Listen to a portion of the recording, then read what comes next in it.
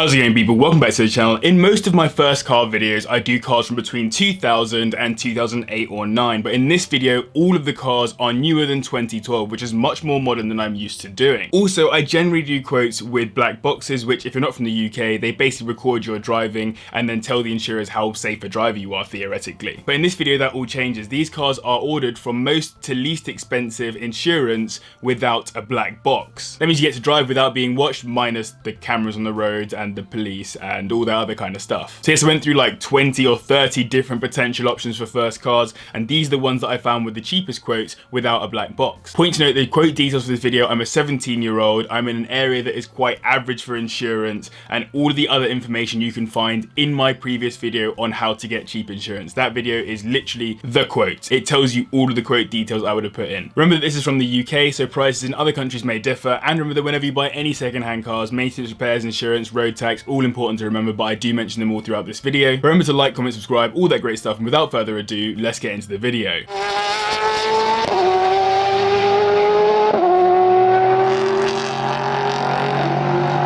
Starting us off at number 10, we have the 4th generation Nissan Micra, and though it would be hard to argue it's a cool car, it has a drag coefficient of 0.32, which is the same as the original Honda NSX, which is an entirely useless fact, but you've got to look for any positives you can with your first car. Nissan specifically mentioned the car was designed to appeal to a unisex crowd, which I thought was quite interesting. I'd love to get your thoughts, so answer in the iCard poll whether you think this car is unisex looking or more masculine or feminine to see if Nissan achieved this. It has a 1.2 litre inline-3 engine putting out 78 brake horsepower and managing 0 to 60 in 13.3 seconds, but more importantly, it has an annual road tax cost of just £30 and will supposedly do 56 miles per gallon. With a black box, I was quoted £1,371, and without it was just £1,864, which is still almost £600 cheaper than the country average. You can pick up one of these for as little as £2,000, but you'll get one with just 20,000 miles on the clock if you spend the full £5,000. In terms of reliability, there are two main things to look out for from what I can see online: gearboxes and generally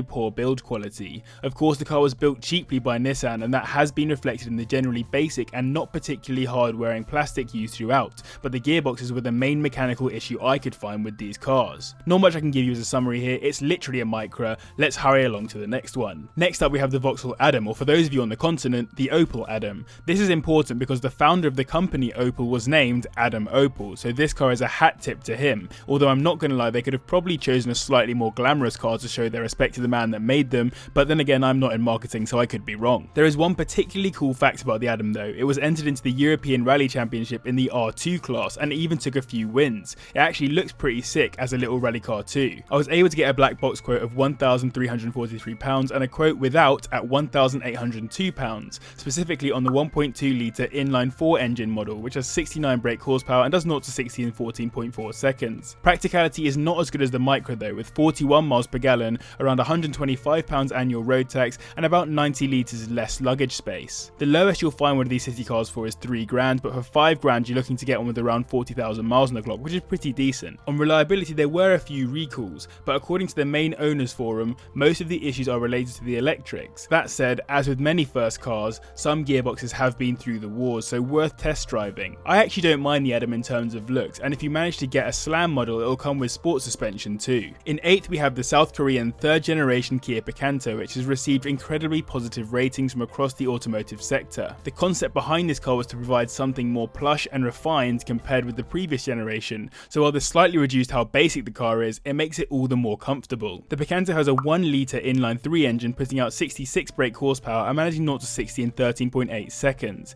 It will do around 53 miles per gallon, has annual road tax of £150, and carries a fairly large amount of luggage for its size. With a black box, I managed to get a quote at £1,263, but without I got £1,695, so we're getting into some much cheaper motoring here. These go for as little as £2,000 with high miles, but £5,000 will get you a 2017 model with around 45,000 miles on the clock. In terms of reliability, the Picantos score well. I couldn't find any engine related issues to tell you about. This is partly helped by the fact the engine is chain driven rather than belt driven. However, the i10 is mechanically identical, and some owners of that have mentioned clutch judder, so worth testing before you buy. I've actually driven one of these, and though they're not exciting, they're very comfortable and feel quite fresh still, so well worth a place on this list. Next we have the 3rd generation Toyota Yaris, which I managed to get a quote on for £1,248 with a black box or £1,626 without, just beating the Kia. Compared to the previous model, the idea was to make it look a little bit more aggressive while keeping the simplicity and comfort to drive. On the interior though, it's much the same as the previous generation, and compared to some other cars on this list, it's a little bit boring in there. It hosts a 1 litre inline-3 engine with variable valve timing, though this doesn't seem to have any real effect on the performance, as it's still just 68 brake horsepower and does 0 to 60 in 14.8 seconds.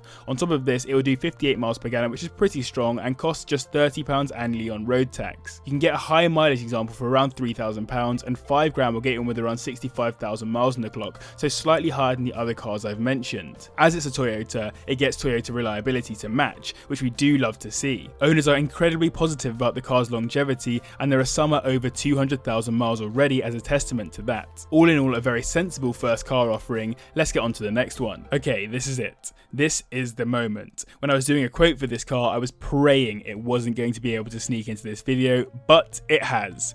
Please welcome to the video, the Fiat 500. Now, to be fair, I'm being harsh. Of course, it isn't a car for me for many reasons, the key one being I don't like where the gear stick is placed, but in reality there are actually quite a few positives about this car, the key one being it has an incredible number of different specs to choose from when compared with other first cars, and clearly had a bit of thought put into the design of both the exterior and interior. Yes, it's very plastic, and it has a reputation that has led it to be memed the life out of, but if you get your hands on an S model, you do get a slightly sportier trim for your money, and I'd be surprised if you found any mate who have nicer interiors in their cars, unless they get a Mito or something. I got a quote of £1,179 with a black box and £1,551 without, so pretty decent there, and the car goes for as little as £2,500 with £5 getting on with around 40,000 miles. The car has a 1.2 litre inline-4 engine putting out 69 brake horsepower and doing 0 to 60 in 12.5 seconds, which means that to this point in the video, it's also the fastest car. What is going on here? You're looking at £30 annual road tax and 58 miles per gallon too, so not bad at all. When it comes to reliability though, it's most certainly not a Toyota. It's a Fiat. And with that in mind, I would like to direct your attention to this list of common problems put together by an owner on the 500 forum. If anything's going to be the downfall of this car, this has to be it. So if you forget the fact it's a Fiat and forget the reputation it has, not an awful first car choice for the right person. My girlfriend had one and I'll reluctantly admit the interior was cool, but they're not for me personally. Next up we have the first of 3 almost identical cars, the Skoda CitiGo. And despite my love for Skoda, given my first car was a Fiat estate, it's not a car that gets me gassed up, and it doesn't get Wikipedia gassed up either, considering there is literally 5 lines of information on the car. How very sad. That's probably because the car literally gets the absolute basics to keep the price down. The only real luxuries are the remote central locking, a CD player, stability control, and electric front windows, but there isn't really much else to talk about. Just wanted to interrupt super quickly. If you got this far in the video and you haven't subscribed yet, please do, as I think like 80% of you haven't subscribed. And if you have subscribed but you haven't hit the notification bell, make sure you do that, as it helps you to find out when I'm dropping my 2 videos every week. And go follow me on Instagram. I'm so close to 2,000 followers and I really want to hit it as soon as possible. It'd really help me out. It helps you guys out because you get daily car content. It's all good stuff. One recommendation you must take heed of though is that you shouldn't go for an automatic, as it's basically an automated manual, which means really slow and jerky gear changes. These are listed for as little as £2,500 with £5 getting on with around 30,000 miles on the clock. In terms of insurance, I managed to get a quote at just £1,028 with a black box and £1,352 without. Imagine how cheap the first car on this list is going to be. It comes with a 1 litre inline-3 engine putting out 59 brake horsepower, which takes from 0 to 60 in 13.9 seconds, while road tax is £20. On reliability, these do seem pretty solid. It's the gearbox and clutch that remain the key weak areas, and I would watch out for the basic electrical stuff too that goes wrong on VW Group cars, like the electric windows and door locking mechanisms. All I'm saying is that despite being a Skoda fan, I wouldn't go for this one, as you've pretty much got 2 more CitiGos in this video, and both of them are cheaper to insure. In fourth, we have a turbocharged car, the 2nd generation smart ForFour. ForFour with the 0.9 litre turbocharged inline-3 engine, putting out 88 brake horsepower and knocking the 500 off the top spot for the fastest car on this list with a 0 to 60 of 10.8 seconds. Not only that, it also comes with a fee of £0 annually for road tax, which we do love to see. It's worth mentioning that of all of the cars on this list, this car has the best equipment if you get on with a good trim level. It wasn't designed to be a first car in the same way as some of the other cars on this list, so it can cater to a more adult audience, hence you get these decent features. With a black box, I got a quote of just £1,002, and without I was looking at £1,301, so you're doing pretty well if you're driving one of these for those prices at 17. In terms of price, these are the most expensive cars on this list, as you might expect from a car built by Daimler. £4,500 is about the minimum you'll spend on one of these, but you're still looking at 35,000 miles for £5 which is not bad. These are quite new, so I haven't had the chance to show the real bad side of their reliability, but the maintenance prices on these is significantly higher than other cars on this list, which is worth noting. Also, the wheels are known for corrosion, which is a consistent theme for smart cars it would seem. The car was developed jointly with Renault, so it shares 70% of its parts with the 3rd gen Twingo, so something to keep in mind. All in all, a nice little car, but definitely the expensive one in this group. On to the top 3 now, and in 3rd we have the 2nd generation Ford Ka, and if you don't mind a Ka being on the list, then I have news for you. It shares its platform with the Fiat 500. It was built in the same factory as the Fiat 500 and was even developed and produced for Ford by Fiat in conjunction with the Fiat 500. So for all intents and purposes, it's practically a Fiat 500 with a Ford badge. There were 2 other cars built on this production line, the Lancia Ypsilon, which is a disgrace to the Lancia name if you ask me, and the Fiat Panda, so an interesting bunch of cars for the Ka to be related to. It shares the same engine as the 500 too, where it's slightly slower, putting out 68 brake horsepower and doing 0 to 60 in 13 seconds. You're also looking at 57 miles per gallon and £30 annual road tax, so pretty decent there. In terms of price,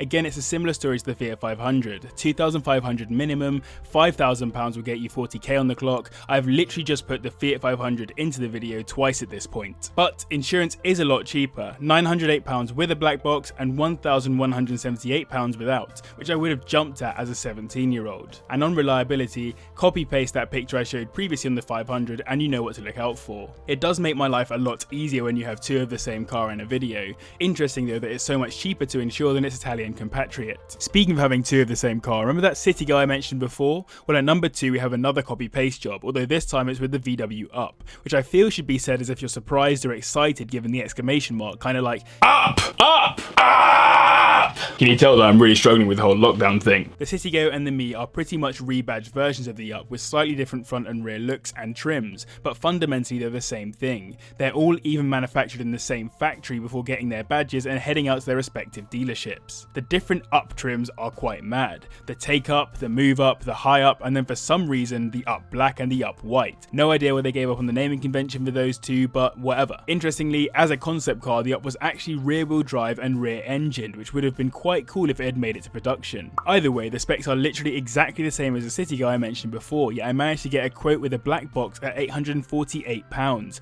and £1,092 without, some seriously reasonable prices at 17 years old. The car itself will go for as little as £2,500, with £5,000 getting one with around 30,000 miles on the clock. And on reliability, I literally couldn't find enough content on the CitiGo to fill out the reliability section, so I used the Up reliability stuff I could find, so it's literally the same story. Now, I've never been a fan of the Up, but they have grown on me a bit since the introduction of the GTI. That would give an owner some inspiration for potential modifications. Taking the top spot, we have another copy-paste of the VW Up. It's the Seat Me, although it is slightly different to the Skoda and VW mentioned previously. Somehow, because it's a Seat, insurance quotes came in at £840 with a black box and £1,080 without. Honestly incredible, half the price of what I paid for my Skoda Fabia Estate's first full year without a black box. And this is despite the fact that it's actually a better trim than the previous 2 cars mentioned, with alloys rather than steels and hubcaps, a leather wrapped steering wheel and gear shifter, a touchscreen control center with Bluetooth and sat-nav,